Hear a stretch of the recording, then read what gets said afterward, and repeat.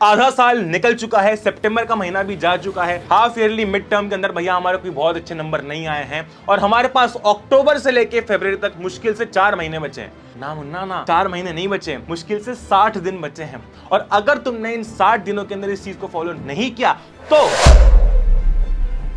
Hello everyone, कैसे सभी लोग? उम्मीद करता हूं सभी लोग बहुत अच्छे होंगे। Welcome back, this is Athar bhaiya. और मैं तुमको एक बात पहले ही क्लियर कर दूं, डरा के धमका के मैं इस वीडियो के अंदर तुमको ये बिल्कुल नहीं बताने वाला हूं कि ये जो तुम्हारे पास अक्टूबर से लेके फरवरी का समय बचा है वो कम है। मैं पहले ही आपका ये डाउट क्लियर कर दूं कि हाँ, समय ज्यादा नहीं है, मुश्किल से 60-70 दिनों का समय है, लेकिन इट इज इनफ अगर आप इन चीजों का ध्यान रखते हो। जो मैंने बताया, मैंने वीडियो के अंदर हर चीज बताई है। अक्टूबर में क्या फॉलो करना है, नवंबर में क्या फॉलो करना है, दिसंबर में क्या फॉलो करना है, क्या स्ट्रेटेजी होनी चाहिए, सब्जेक्ट वाइज क्या क्या करना है, हर एक चीज मैंने तुमको बताई है। क्योंकि पिछले 4 से 5 सालों से मैं यहाँ पर पढ़ा रहा हूँ, तो मुझे पता है कि इस चैप्टर से कितना आता है कितना नहीं आता है। पहली बात तो बिल्कुल देखो, मेरा मोटिव हमेशा ये रहता है कि एनर्जी वाले वीडियोस लेकर आऊं, ऐसे वीडियोस लेकर आऊं जो तुम्हारा डर कम करे, बढ़ाए ना। ठीक है, तो पहली बात तो रिलैक्स फील करो। तुम कोई यूपीएससी के एग्जाम नहीं दे रहे हो, तुम लोग कोई नासा साइंटिस्ट बनने के एग्जाम नहीं दे रहे हो, 10वीं के एग्जाम दे रहे हो जाएगा, आराम से चिल करो। हाँ, लेकिन इसका मतलब ये भी नहीं है कि तुम सपने देखते रहो कि भैया बिना कुछ करे हो जाएगा। सपने देखना अच्छी बात है। वीडियो के एंड तक आते आते आप समझ जाओगे भैया आराम से हो जाएगा, जो आपने बताया बस वो फॉलो करना है। विद दैट बीइंग सेड, अगर आप नए हो, मैं आपको बता दूं, इस चैनल के ऊपर बहुत सारा अमेजिंग कंटेंट आपका अथर भैया आप लोगों के लिए लेकर आता रहता है। अगर आप नए हो, सब्सक्राइब करना मत भूलना। विद दैट बीइंग सेड, बिना किसी देरी के स्टार्ट करते हैं। वीडियो में आगे बढ़ने से पहले बहुत बहुत बहुत बड़ा थैंक यू, जो प्यार आप लोगों ने हार्ट तेरा तौबा तौबा को दिखाया है। मतलब जो मेरा मोटिव था वो मुझे पूरा होता हुआ दिखा। जिसको नहीं पता, बेसिकली हम लोगों ने क्या स्टार्ट किया है अभी इस चैनल के ऊपर, हम लोगों ने पहली बार इन इंडिया हम एक कॉन्सेप्ट को गाने के फॉर्म में कन्वर्ट कर करके डाल रहे हैं। तो जो पहला हम लोगों ने गाना डाला था वो था हार्ट तेरा तौबा तौबा। ठीक है, तो क्या प्यार दिखाया तुम लोगों ने। और इसी के सक्सेस के बाद सेकंड गाना आपका रेडी हो चुका है, जो कि है नेशनलिज्म इन इंडिया के ऊपर। हार्ट हम लोगों ने सिर्फ एक टॉपिक किया था, नेशनलिज्म इन इंडिया वाला जो अपना चैप्टर है वो पूरा का पूरा गाने में कवर किया है। कुछ ही दिनों के अंदर गाना आने वाला है। तो अगर आप नए हो, सब्सक्राइब करना मत भूलना, बिकॉज बहुत एक्साइटिंग कॉन्टेंट अक्टूबर से लेके आगे तक आपको मिलने वाला है। तो अब सीधा आगे बढ़ते हैं। देखो भैया, हमारे पास 60 डेज क्यों बचे भैया? अक्टूबर है, नवंबर है, दिसंबर है, जनवरी है, फरवरी है। देखो मेरी जान, अक्टूबर के अंदर आ जाएंगे तुम्हारे त्योहार, फेस्टिवल्स आ जाएंगे। दशहरा हो गया, नवरात्रि हो गई, दिवाली हो गई, ये समय जाएगा। अक्टूबर ऐसे ही निकल जाएगा। अक्टूबर के 15 से 20 दिन तुम्हारे यूं ही गुल हो जाएंगे। ये समझ के चलो कि अक्टूबर के महीने में जितने भी आपके फेस्टिवल्स आने वाले हैं ना, ये फेस्टिवल्स वाला समय आपका पूरा का पूरा निकल जाता है। फिर नवंबर आएगा, नवंबर का महीना आपको मिलेगा। फिर दिसंबर से स्कूल्स में प्री बोर्ड चालू हो जाती है, या PT2 या PT3-4 चालू हो जाती है। ठीक है, उसमें आपका समय जाएगा। तो ये जो टाइम आपका जाएगा ना, एक डेढ़ हफ्ते का, ये अगर आप सारा हटा दो ना, तो आपके पास, अगर मैं कोर डेज की बात करता हूँ प्रिपरेशन की, तो मुश्किल से 60 से लेके 70 है। भैया ये तो आपने डराने वाली बात कर दी। मैं डराने वाली बात नहीं कर रहा हूँ, मैं कह रहा हूँ कि ये भी मोर देन इनफ है। ठीक है, जो बताऊंगा अगर तुम उसको ध्यान से समझते हो, it is more than enough. नहीं, एनर्जी ऐसे नहीं बढ़ती तुम्हारी। अभी रुक जाओ, तुम्हारी एनर्जी बढ़ाता हूं। दो कोड़े महगनानी, चार जी महगनानी, तेनू मैं शीशे च चक्कियां। कुछ चीजें जो बहुत इंपॉर्टेंट हमको समझ लेनी है वो ये है, ये एक मोटा मोटा रोड मैप होना चाहिए आपका। मैं आपको समझा देता हूं इसमें मैंने क्या लिखा हुआ है। देखो भैया, अक्टूबर और नवंबर का जो आपका महीना रहेगा वो रहेगा सिलेबस समाप्ति का महीना। इसके अंदर आपको जो कुछ भी पढ़ाया जा रहा है, जो कुछ भी आप पढ़ रहे हो, जो भी आपके बैकलॉग्स है, वो आपको ट्राई करना है कि आप अक्टूबर से नवंबर के बीच में खत्म कर दो। टेंटेटिव है, हाँ, थोड़ा दिसंबर तक खिंच जाता है, लेकिन ट्राई ये करना है कि नवंबर एंड तक खत्म हो जाए। ठीक है, फिर जब हमारा दिसंबर आता है तो हम इस पूरे दिसंबर को रखेंगे रिविजन के लिए, क्योंकि मिनिमम 1 से 2 रिवीजन हमारे होनी चाहिए। देखो, टॉपर वो नहीं है जो सिलेबस पूरा करके गया, टॉपर वो है जो सिलेबस को 10 बार रिवाइज करके गया है। सिंपल सी बात। ठीक है, तो दिसंबर का महीना हमारा पूरा रिवीजन में निकलेगा। उसके बाद जो जनवरी, फरवरी में गिनता नहीं हो, बिकॉज फरवरी के जो आखिरी के 10-15 दिन होते हैं वहां पर आप सिर्फ सैंपल पेपर ही करते हो। ठीक है, तो जनवरी का जो हमारा महीना रहेगा वहां पर हम लोग करेंगे बोर्ड सेंट्रिक रिवीजन, जिसके अंदर मेनली आते हैं आपके सैंपल पेपर सॉल्व करना। ठीक है, जनवरी के महीने में जितने सैंपल पेपर हो सकेंगे हम उतने सॉल्व करेंगे। मैं खुद करवाऊंगा, लाइव करवाऊंगा, चिंता मत करो। आगे बढ़ते हैं। अभी एक नया ट्रॉमा है हमारा। ट्रॉमा क्या है भैया? हाफ ईयरली बहुत बेकार सी गई। हमें तो ऐसा लग रहा है बोर्ड में तो बिल्कुल हम खत्म से हो जाएंगे, कुछ नंबर नहीं आएंगे हमारे। Old you versus new you. अरे यार, गलती हो गई, मिटा देता हूं।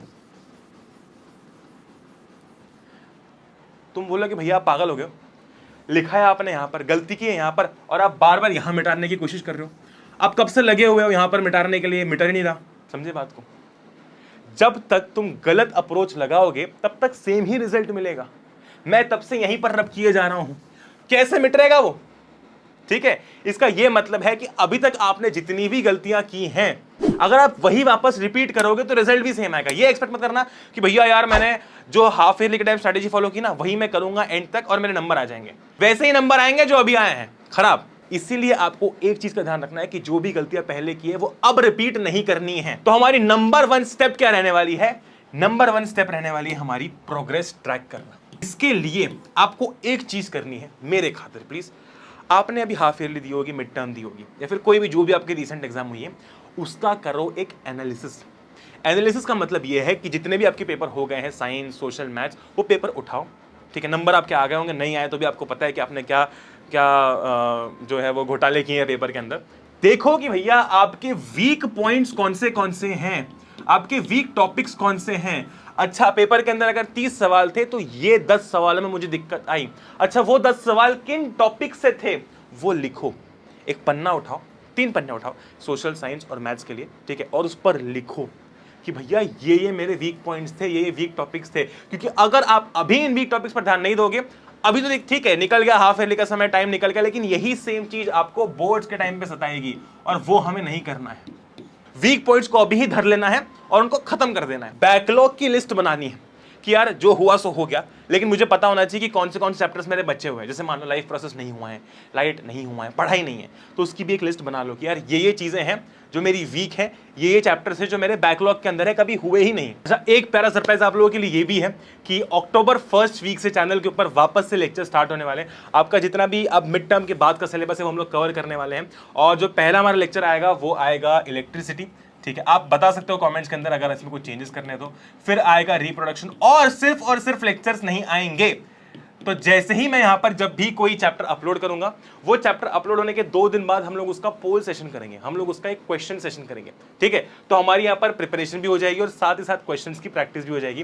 क्वेश्चंस में बेस्ट निकाल के लाऊंगा। अगर तुम वो क्वेश्चंस भी उस चैप्टर के लिए कर लेते हो ना, मतलब तुम्हारा चैप्टर बिल्कुल चुम्मेश्वरी है, प्रिपेयर्ड है। ठीक है, तो हम लोग इस मंथ में इलेक्ट्रिसिटी, रिप्रोडक्शन, मैग्नेटिक इफेक्ट्स, ठीक, और कार्बन एंड कंपाउंड ये फिनिश करने का ट्राई करेंगे। अक्टूबर के महीने के अंदर भैया हमारा क्या फोकस होना चाहिए? देखो, अक्टूबर आपका वो महीना है जहां पर आपको पढ़ाई का मोमेंटम बिल्ड करना पड़ेगा।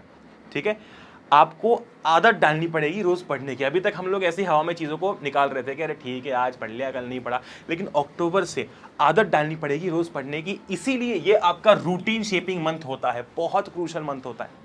अभी बहुत सारे बच्चे क्या करेंगे, अरे भैया मेरे तो हाफ ईयरली में जो अभी आपने लिस्ट बनाई वीक टॉपिक्स है, इतना सारा बैकलॉग है, एक काम करता हूं पहले ये कर लेता हूं, बाद में जो टीचर्स नए चैप्टर्स पढ़ा रहे हैं वो कर लूंगा। मेरी जान, ऐसी गलती करना भी मत।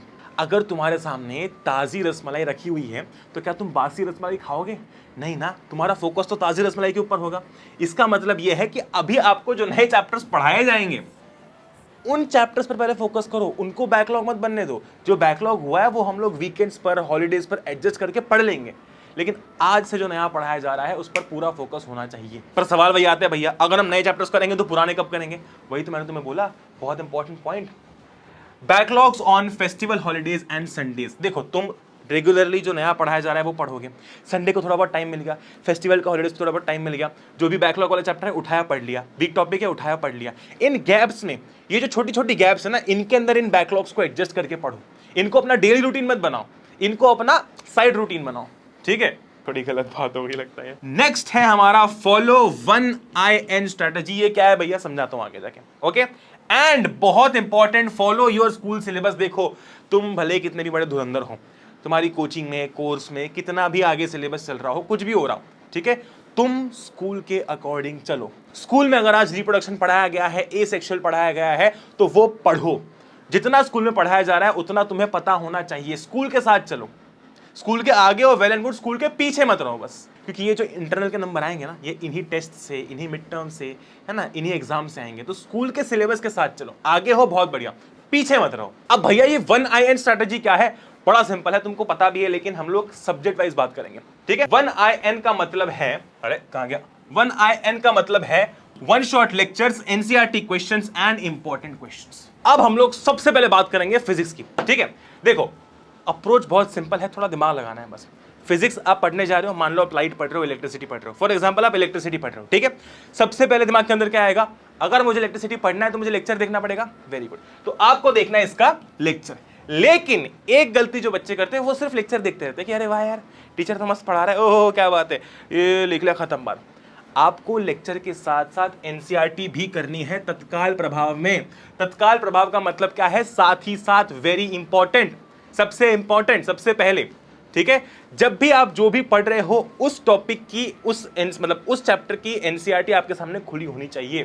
जैसे आपने टॉपिक पढ़ा, मान लो आपने चार्जेस पढ़ा, अब चार्जेस एनसीईआरटी के अंदर देखो क्या क्या दिया हुआ है और चार्जेस पर जो भी सवाल है वही खत्म कर दो।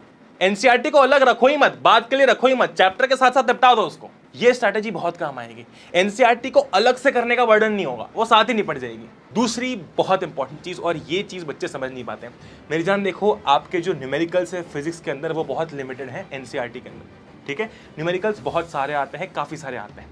एक बात जो मैं आपको हमेशा बोलता हूं कि आपको ना दो चीजों पर इन्वेस्ट करना ही है। एक होती है आपकी क्वेश्चन बैंक, दूसरे होते हैं आपके सैंपल पेपर्स, ठीक है। इसका रीजन बहुत बड़ा ये है कि अब देखो, आप अगर ध्यान से देखते हो इस साल के सैंपल पेपर को या पिछले साल के भी या पिछले साल के भी, तो आपके ज्यादा कॉन्सेप्चुअल सवाल आते हैं। वो सवाल, उस टाइप के सवाल एनसीईआरटी के अंदर नहीं दिए होते हैं। आपको एनसीईआरटी के अंदर कहीं केस बेस्ड सवाल, कहीं असर्शन रीजनिंग नहीं मिलेगा। इसलिए ऐसे टाइप के सवालों को प्रैक्टिस करने के लिए और न्यूमेरिकल्स प्रैक्टिस करने के लिए क्वेश्चन बैंक में हमेशा से रिकमेंड करते आ रहा हूं। मैं अब आपको एक तरीका बता दूं बहुत शानदार। जैसे कि मान लो आप टॉपिक वाइज जाओ, ठीक है, आपने चार्ज पढ़ा है, मतलब आपने ऑफ कोर्स पूरा चैप्टर कर लिया, चार्ज उठाओ, ये टॉपिक उठाओ और चार्ज को लेके जितने भी 1 मार्कर सवाल है, 2 मार्कर सवाल है, ऐसे किया करो अप्रोच, ठीक है। टॉपिक उठाओ और टॉपिक वाइज आप लोग क्वेश्चंस करो। जैसे कि चार्ज के सवाल कर लिए, फिर पोटेंशियल डिफरेंस के कर लिए, ठीक है, फिर पावर के कर लिए। जब आप एक एक कॉन्सेप्ट को स्ट्रॉन्ग करते जाओगे ना, कभी दिक्कत नहीं आएगी। तीसरी बहुत इंपॉर्टेंट चीज, लर्न ऑल द फॉर्मूलाज। ये गलती बच्चे आखिरी तक करते हैं, फॉर्मूला देख देख के सवाल सॉल्व करते हैं, नहीं, ये गलती अब नहीं होनी चाहिए बिल्कुल भी। सबसे पहली चीज, जब भी चैप्टर पढ़ रहे हो सारे फॉर्मूलाज रट जाओ।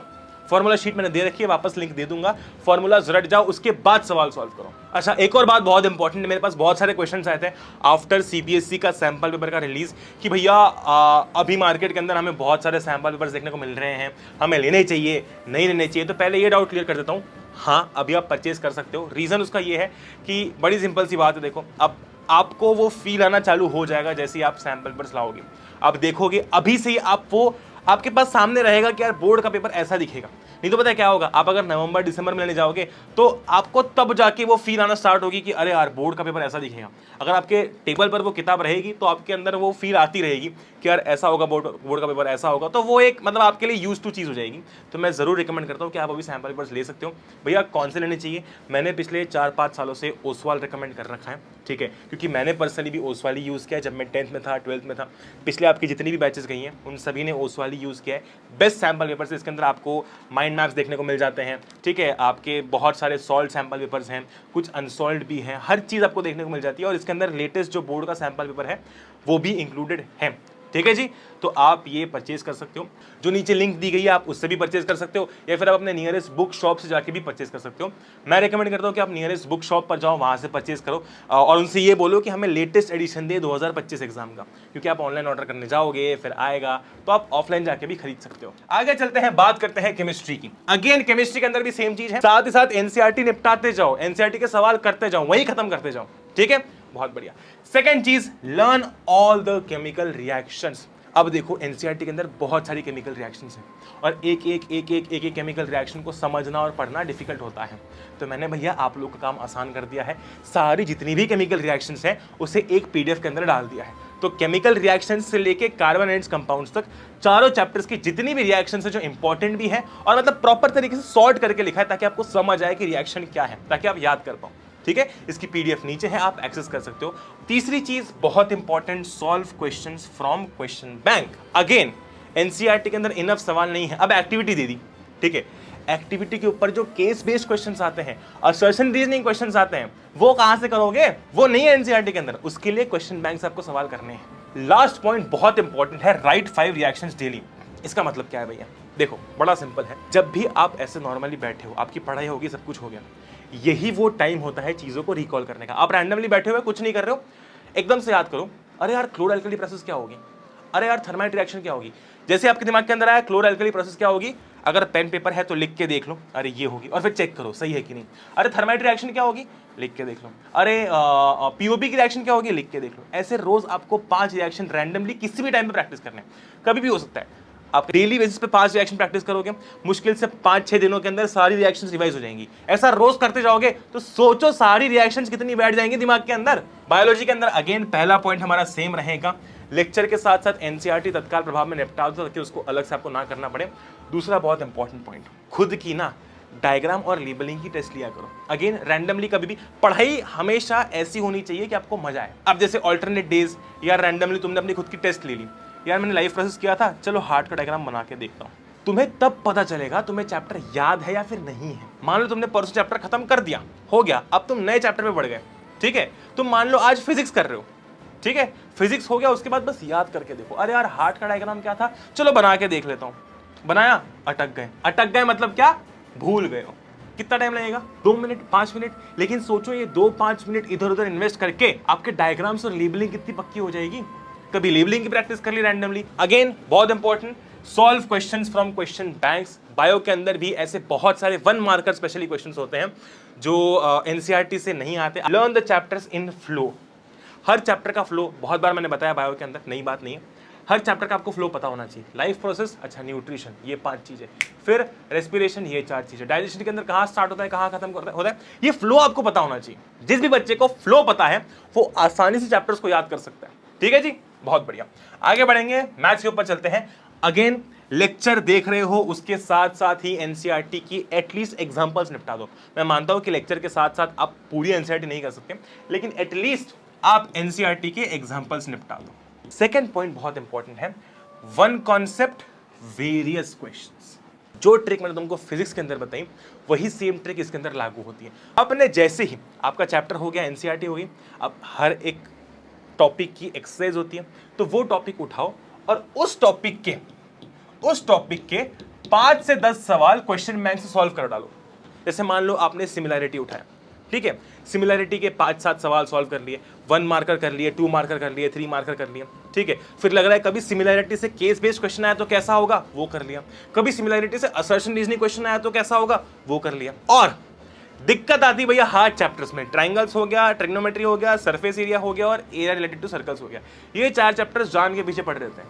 मेरी जान बहुत सिंपल है, आप इनकी एनसीईआरटी तो करोगे ही करोगे, वो तो कर लो, लेकिन इन चैप्टर्स के अंदर कुछ ऐसे MIQ यानी कि मोस्ट इंपॉर्टेंट क्वेश्चंस होते हैं जो बार बार रिपीट होते हैं, हर साल रिपीट होते हैं, ठीक है। उसकी PDF मैंने ऐप के अंदर डाल दी है, PYQs की जो PDF है मैंने ऐप के अंदर डाल दी है। आपको वहाँ पर देखने को मिल जाएगा कि ट्राइंगल्स के भैया ये सवाल है हर बार आते हैं, सर्कल्स के ये सवाल है हर बार आते हैं, आप वहाँ से देख सकते हो। जबकि 80% सवाल इस साल भी आएंगे ना, वो रिपीटेड ही होंगे, कभी ना कभी तो पूछे ही गए होंगे। तो मैथ्स में इतना लोड नहीं है, स्पेशली इन हार्ड चैप्टर्स का लोड नहीं है, क्योंकि इन हार्ड चैप्टर्स के अंदर जो भी डिफिकल्ट सवाल आएगा ना, वो डिफिकल्ट सवाल कभी ना कभी रिपीट हुआ है। फिर हम लोग बात करेंगे SST की यानी कि सोशल साइंस की। अगेन लेक्चर और आप साइड बाय साइड एनसीईआरटी करते जाओगे। एनसीईआरटी पढ़ना बहुत इंपॉर्टेंट है इन SST, क्योंकि एनसीईआरटी से सवाल आता है। एनसीईआरटी इज गॉड, ठीक है, भगवान है ये किताब सोशल साइंस के लिए। इनफैक्ट जो लोग यूपीएससी के लिए प्रिपेयर करते हैं ना, वो बच्चे भी एनसीईआरटी पढ़ते हैं, तो इतनी इंपॉर्टेंट है ये बुक। दूसरा बहुत इंपॉर्टेंट पॉइंट जो मैं हर बार बताता हूं, 1 टॉपिक 5 टाइप्स ऑफ क्वेश्चंस। बताया मैंने तुमको, डांडी मार्च है। अब डांडी मार्च ऐसा प्रिपेयर कर लो कि इससे अगर 1 नंबर का सवाल भी आए और अगर 5 नंबर का सवाल भी आए तो तुम रेडी रहो, तुम्हें पता होना चाहिए। जैसे कि मान लो अगर डांडी मार्च पर 1 नंबर का सवाल आता है तो क्या पूछेगा, डांडी मार्च कहाँ चालू हुआ, डांडी मार्च कहाँ खत्म हुआ, डांडी मार्च किसने चालू किया, वगैरह वगैरह।